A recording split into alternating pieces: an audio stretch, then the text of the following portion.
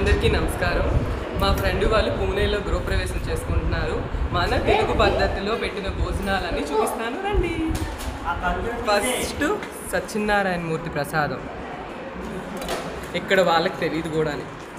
మన భోజనాల్లో బూరెలు లేకపోతే ఎలా చెప్పండి. పులిహార, బిర్యానీ కింద ఉంది, ఇప్పుడు చూపించము.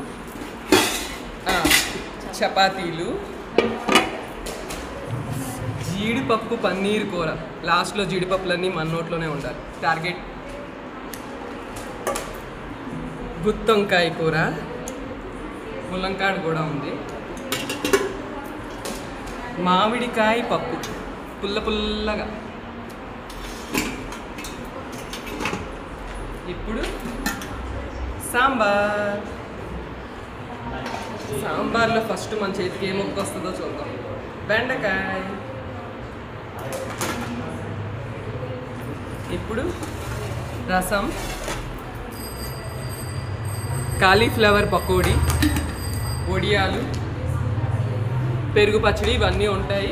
ఇంకెందుకు ఆలస్యం, వెంటనే ఫ్లైట్ టికెట్లు తీసుకునైనా పూణేకి వచ్చేయండి. భోజనాలు తెలుగు పద్ధతిలో పెడుతున్నాం.